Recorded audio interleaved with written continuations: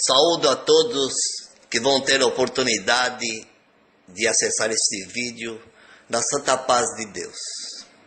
Irmãos, nós vamos contar aqui a história da vida do nosso irmão Felipe Pavan.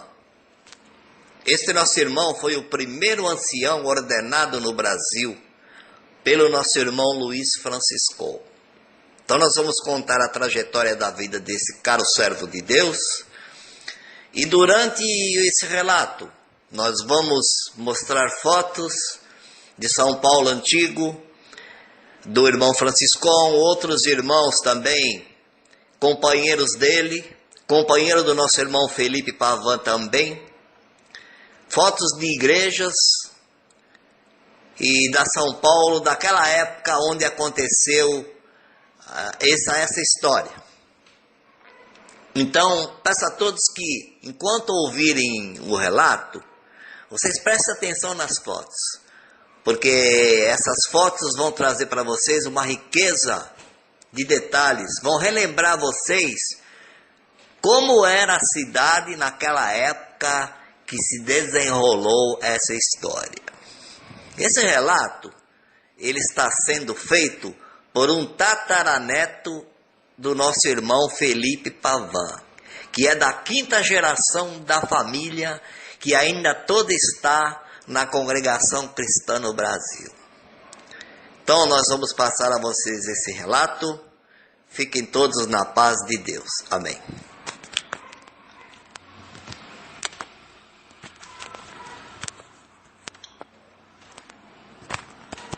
Meu tataravô Felipe Pavan nasceu na Itália, na comarca de Pádua.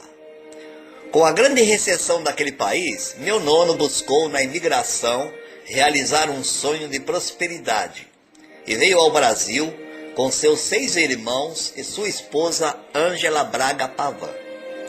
Saiu da Itália de navio rumo ao Brasil com grandes provações, haja vista que um de seus irmãos faleceu no caminho devido à febre presente na embarcação. Chegou ao Brasil por volta de 1890, com 25 anos de idade. Do Porto de Santos, acessou o trem sentido Estação da Luz. Chegou a São Paulo, onde desceu na Estação da Luz, direcionando-se à hospedaria do imigrante.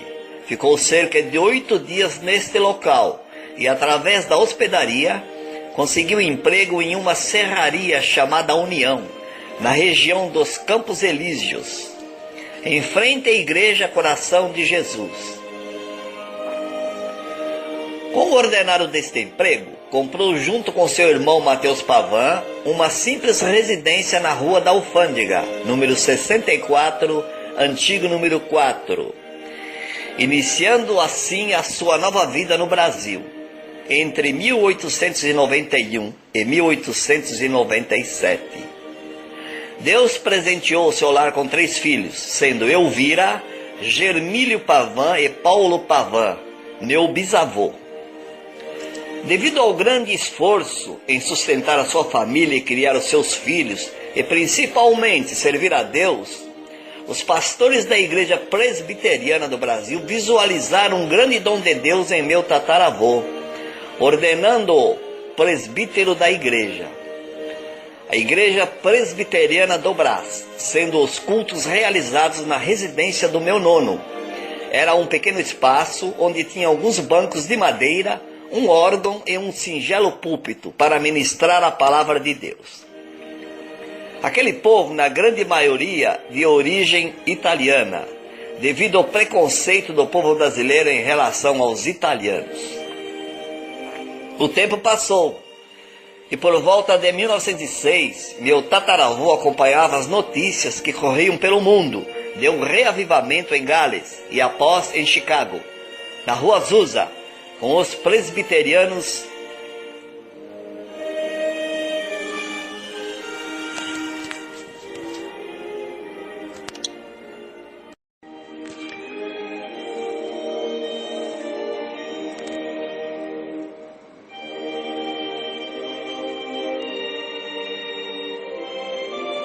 Como os presbiterianos não criam na promessa do Espírito Santo, acreditaram que era um anúncio do anticristo, e meu nono acompanhava preocupado a expansão deste movimento.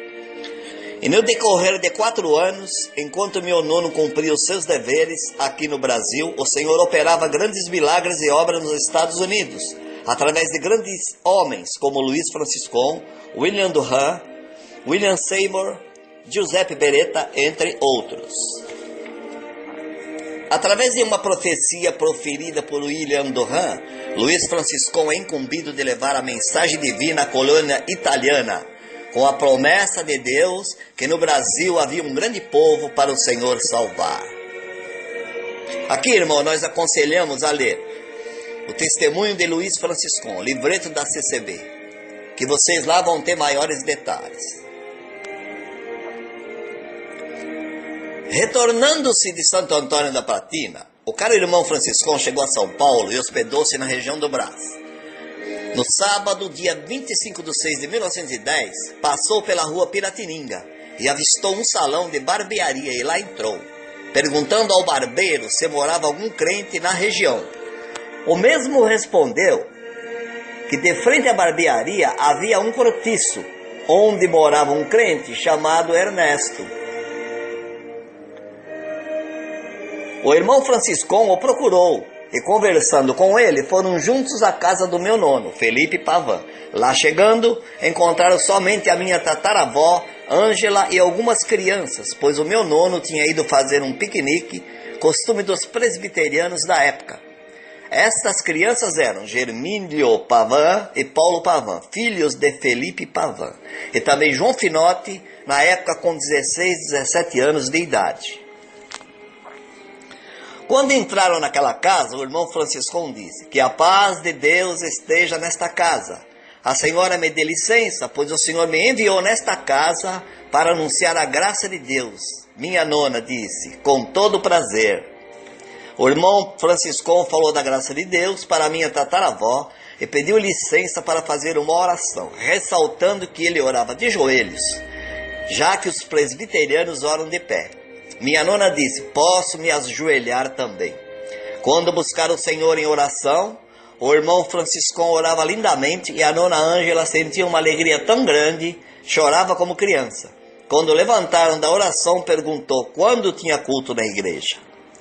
Foi-lhe posicionado que aquela noite haveria um culto e prometeu que retornaria à noite. Quando foi mais à tarde, meu nono retornou do piquenique. E nona Ângela contou-lhe as boas novas, dizendo que um servo de Deus do Zewa veio ao Brasil para anunciar a graça de Deus para nós, e retornará à noite para o culto. Quando chegou a hora do culto, o irmão Franciscon sentou-se no último banco. Foi quando nona Ângela o enxergou e avisou ao meu nono Felipe que aquele era o homem que tinha estado em casa. Sendo assim, o nono Felipe chamou o irmão Franciscon à frente e falou assim: o Senhor pode falar tudo o que sente, tem toda a liberdade.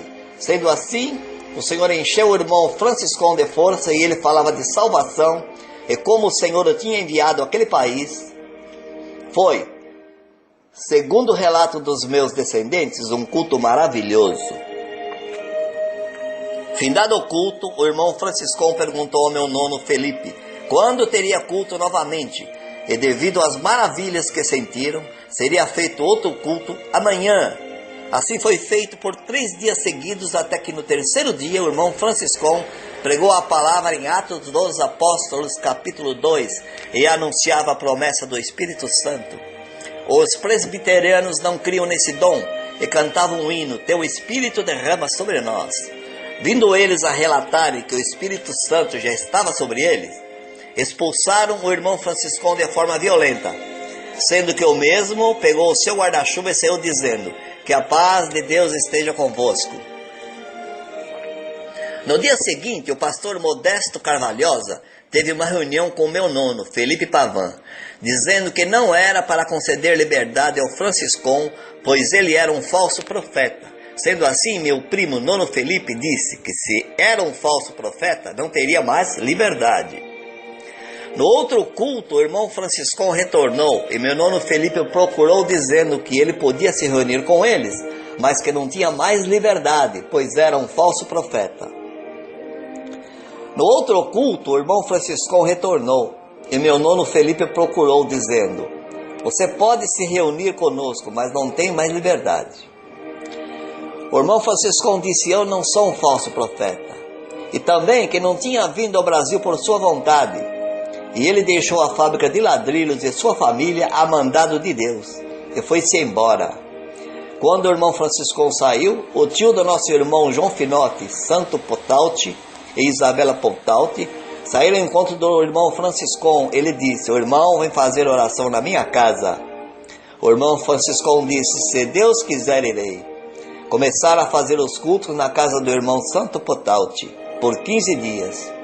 Minha nona Ângela largava o culto da presbiteriana para estar junto aos irmãos desta casa. No momento em que meu nono rejeitou o irmão Franciscão, entrou nele uma angústia de morte. Não tinha mais prazer em viver, não tinha forças para levantar e trabalhar, não conseguia se alimentar. E dizia para minha nona Ângela: o que será que fiz para não ter mais prazer neste mundo? Sinto uma angústia muito grande. E um dia, trabalhando na Serraria União, apareceu um anjo.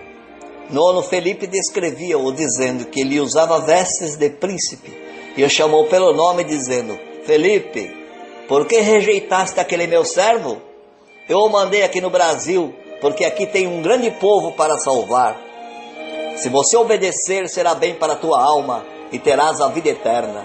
Senão, naquele dia, o fogo estará preparado para aquele que não obedecer ao Senhor Deus. E mostrava para ele o fogo. Naquele momento, o nono Felipe começou a pedir perdão. Pediu perdão a Deus e chorava muito. Quando retornou para casa, pediu para a nona Ângela que fosse ao encontro do irmão Franciscão, dizendo que quero conversar com ele. A nona Ângela disse: você o mandou embora e agora quer que eu chame? Quando ela o chamou, o irmão Franciscão ficou muito feliz, contente, e disse: louvado seja Deus! Quando o Senhor quer operar, homem nenhum pode impedir a obra de Deus.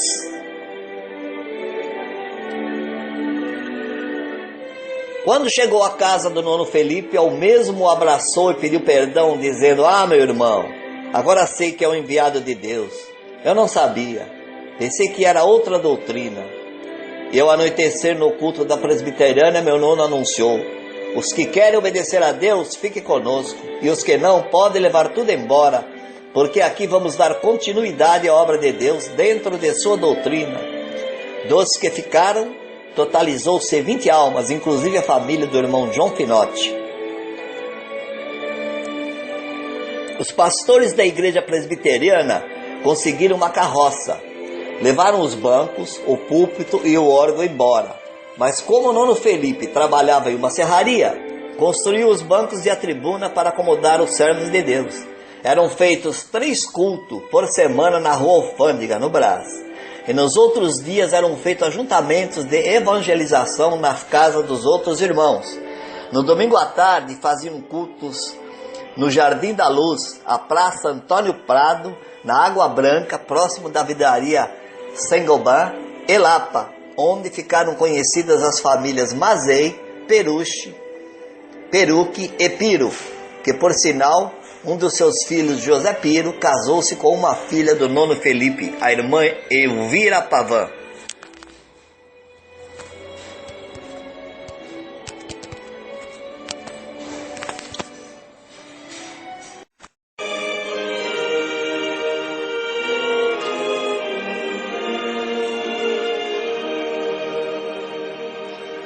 Depois de 2 meses, no mês de agosto de 1910, foi realizado o primeiro batismo no rio Tietê, Ponte Grande, onde foram batizados pelo irmão Luiz Franciscão, o nono Felipe Pavan, Ângela Pavan, Germílio Pavan, Paulo Pavan, Esterina Finotti, João Finotti, Santo Potauti, Isabela Pontauti, além de irmãos convertidos na época e o irmão Ernesto. No final de agosto, o Senhor mostrou ao irmão Franciscão que deveria ir ao canal do Panamá e sentia em seu coração ungir o nono Felipe como ancião. Porém, ele não tinha a promessa do Espírito Santo com evidência de novas línguas, e não poderia ordená-lo. Buscaram a Deus em oração, mas o nono Felipe não era selado. Sendo assim, o irmão Franciscão partiu ao Porto de Santos, e lá chegando recebeu uma notícia inesperada, porque o navio postergou a partida para depois de 8 dias. Nisto, embarcou no trem novamente para retornar a São Paulo. Só que, enquanto o irmão Franciscão passava por todas as coisas, o nono Felipe orara constantemente, pedindo o selo da promessa, e aconteceu de madrugada. Dormiu pedindo a Deus, acordou falando em línguas, sendo ele o primeiro a ser selado em terras brasileiras. Quando o irmão Franciscão retornou, encontrou o povo em grande alegria e descobriu que o Senhor tinha selado o nono Felipe e o irmão Ernesto. Não teve dúvidas. No dia 4 de 9 de 1910, ordenou o nono Felipe Pavão como o primeiro ancião ordenado no Brasil, e depois foram juntos ordenar o irmão Ernesto. Ficou o tempo solicitado pelo Porto, e o irmão Franciscão partiu e foi para o Panamá, deixando aqui os 2 obreiros para zelar, evangelizar e prosperar esta obra de fé. Algum tempo depois, o irmão Ernesto começou a dividir a igreja, com profecias falsas e ajuntamentos fora da doutrina. Conseguiu conquistar alguns irmãos para congregarem com ele, e os demais irmãos ficaram congregando com o nono Felipe. Sabendo disto, o irmão Franciscão enviou o irmão Agostinho Leoncini, que ficou 6 meses hospedado na casa do meu nono Felipe, unindo o povo novamente, reconciliando e trazendo paz para a obra. Como o irmão Ernesto não aparentava muito convencido, decidiram por ordenar o irmão Genário Pita como ancião. Isso foi feito no dia 1 de 1 de 1911. Este servo de Deus muito auxiliou o nono Felipe no atendimento da obra. Infelizmente, faleceu pouco tempo depois, em 1920. Vídeo relato divulgado na internet, escrito pelo filho do nono Felipe, Germílio Pavão, onde conta sobre um batismo feito pelo irmão Genaro na Água Branca. Em 1913, o irmão Franciscão convidou o nono Felipe para acompanhá-lo em uma missão na Vila Prudente. Ficaram hospedados em um casarão chamado Fortaleza, a convite da família Falck, proprietários de uma fábrica de chocolates muito conhecida da época. A população local começou a conhecer a congregação como os evangelistas, e as 2 primeiras famílias do bairro que se converteram foram a de Luiz Pedroso, primeiro ancião da Vila Prudente, e a família do Miguel Santana, com seus filhos e amigos íntimos como Candinho Rinco, que veio a ser ancião 2 décadas depois, Angelinha Olinto Rinco, Antônio João, José e Alexandre Rinco. Só que na região havia grande influência católica, e os líderes dessas igrejas perseguiam muitos servos de Deus. Tentaram de diversas maneiras impedir o crescimento da obra e não obtiveram sucesso. Como última cartada, pagaram. Segundo o relato dos primitivos, foi comprovado tal ordem para 40 homens espancarem os irmãos ao término do culto. Era feito entre o nono Felipe e o irmão Ernesto um rodízio de 15 dias. E quando espalhou o boato que iriam bater nos crentes, o irmão Ernesto se negou a ir. Procurou o nono Felipe e esclareceu isto. O nono Felipe disse que não fazia mal e que ele iria se Deus quisesse, e foi. Chamou o seu filho Paulo Pavão, meu bisavô, dizendo a ele que iriam passar uma grande tribulação, mas que o Senhor estava com eles.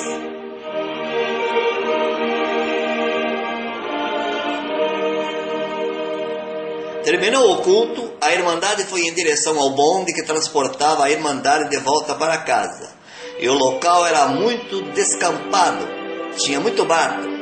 aguardaram em um ponto, pararam e o bonde e falaram: quem é crente desce do bonde. Os irmãos desceram e começaram a dar pauladas, chutes e socos nos irmãos. Quando viram o nono Felipe, disseram que era ele que queriam pegar. O cercaram e perguntaram: o senhor volta aqui outra vez? Ele disse: se Deus mandar eu volto. E batiam muito nele. Faziam uma pergunta novamente e ele dizia: se Deus mandar eu volto. E assim foram feitas muitas perguntas e muitas pauladas foram dadas no servo de Deus.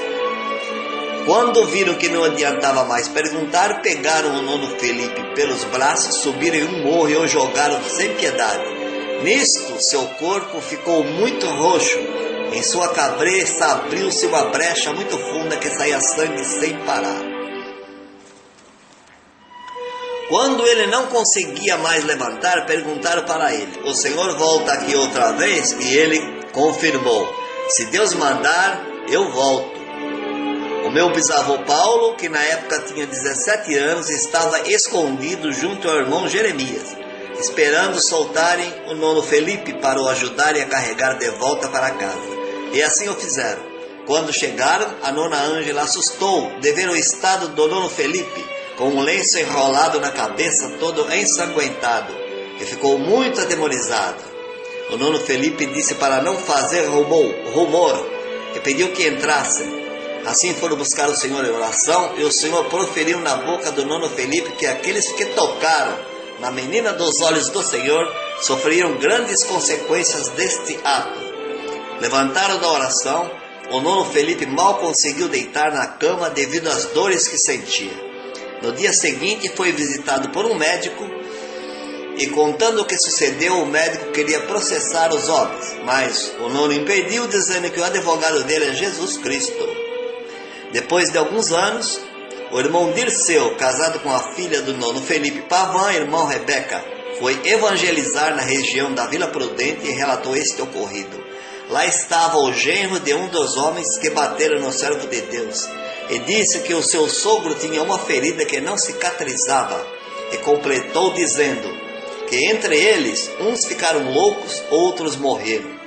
Infelizmente não tiveram este privilégio de serem salvos pelo Senhor.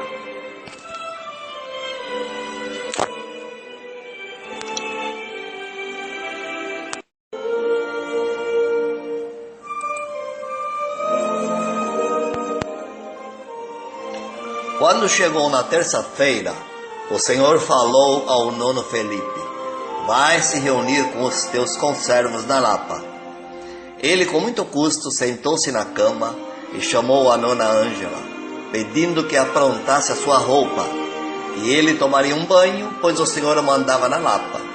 Chamou meu bisavô Paulo, dizendo para se arrumar, que iriam juntos na redonança. Depois de muita dificuldade, chegaram à redonança da Lapa, e a Irmandade ficou muito contente em vê-lo, e o irmão Franciscão presidiu o culto. Quando chegou a hora da palavra, o irmão Franciscão ofereceu a palavra ao nono Felipe, perguntando se tinha a palavra. O nono Felipe respondeu que sim, pediu ajuda aos irmãos para subir ao púlpito e fez a vontade de Deus. Segundo as palavras de um primitivo da época, o Senhor operou grandes obras, inclusive no nono Felipe, libertando-o completamente de todas as dores. Este primitivo relatou que na pregação da palavra o nono Felipe era erguido do chão. Não posso confirmar neste momento.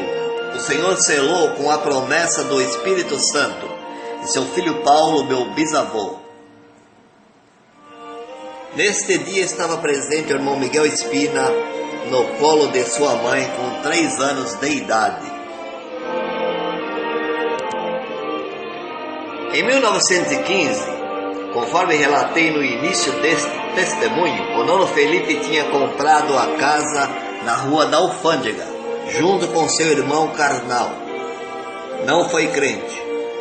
Este, agindo de má fé, vendeu a casa sem o consentimento do nono Felipe e fugiu para o sul do país. Ao nono Felipe coube esquivar-se de escândalos e sair da casa, O irmão Caetano D'Angelo o abrigou em sua casa por 15 dias. E os cultos passaram a ser na rua Anhai, na esquina da rua Tenente Pena 85. Depois, Deus preparou de morar na casa do irmão Gregório Espina, e os cultos passaram a ser realizados na Rua da Graça 159. Derramando muito suor, conseguiu adquirir uma casa na Rua Tenente Pena, número 30. Ali criou seus filhos, realizou os cultos junto à Irmandade e manteve-se firme até o Senhor o buscar para o seu reino de glória. A partir deste ponto já havia evangelizado outras regiões, tal como o Brás, Bom Retiro, Lapa, Vila Prudente, Água Branca e Santo André. Também Votorantim, Sorocaba, entre outros bairros e cidades, inclusive referente às famílias convertidas de Santo André, principalmente família Zanetti. O nono Felipe realizou um batismo em 1916 na Ponte Pequena, São Paulo, batizando o irmão Antônio Zanetti, José Zanetti, entre outros. Depois realizou um batismo em Santo André em 1917 no rio Tamanduateí, de frente à atual empresa Ródia, e foram muitos outros convertidos pelo Senhor. Quando foi em 1918, o nono Felipe tinha 53 anos de idade, já possuía 10 filhos e já congregavam muitas famílias junto dele. Ainda trabalhava na Serraria União, numa máquina de corte. Infelizmente, um dia cortando tábuas de madeira, ocorreu um acidente e, escapando-se uma tábua, bateu contra o seu estômago. Isto muito o fez sofrer, pois não conseguia se alimentar, sentia fortes dores no peito, mas quando era na hora da palavra, o Senhor o usava com grande fervor. Quando foi uma quarta-feira, trabalhando na serraria, sentiu que o Senhor o recolheria. Baseado nisto, conversou com seus colegas de trabalho, falando que logo o Senhor o recolheria e que seria um grande prazer que eles fossem ao funeral. Eles estranharam, mas confirmaram que iriam. Quando o nono Felipe chegou em casa, já não se sentia bem.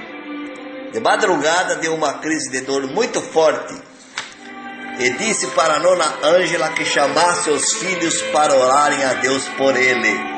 Assim fizeram, se ajoelharam de frente à cama e quando estavam orando, a nona Ângela viu uma nuvem branca que o cobriu. Naquela hora o Senhor falou para o nono Felipe: amanhã às 12h30 venho te recolher. Isto foi numa quinta-feira, dia 4/7/1918.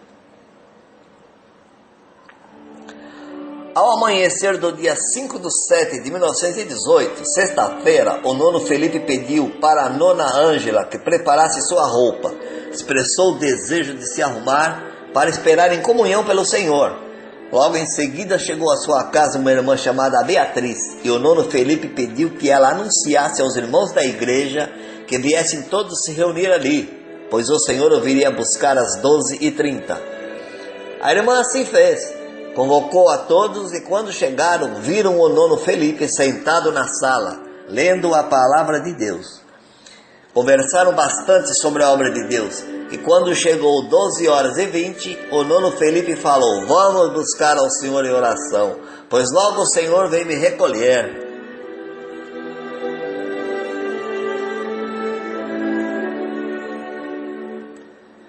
Puseram-se em oração.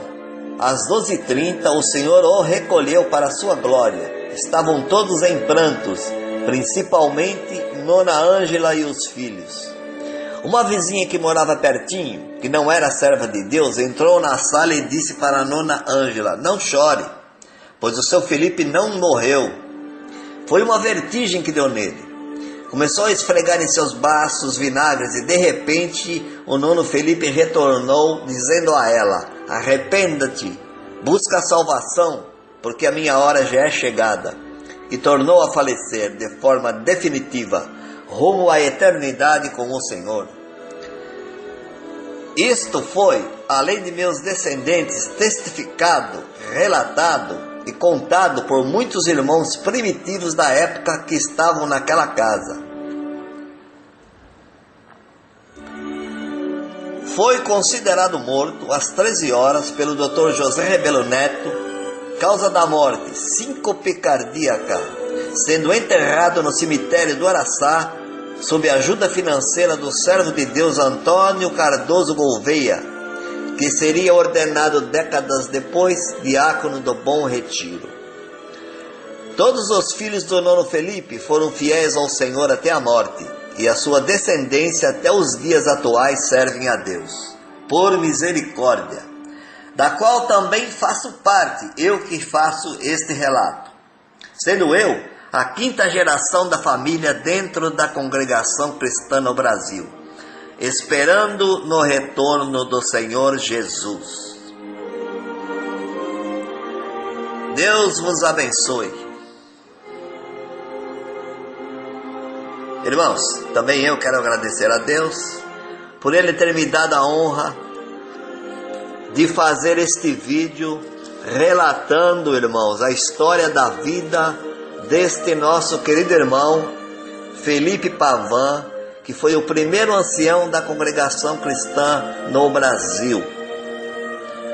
Um trajeto, um exemplo de vida maravilhoso e de sofrimento pela obra de Deus, sendo que a sua morte foi mais maravilhosa do que a sua vida. Dou graças a Deus por tudo.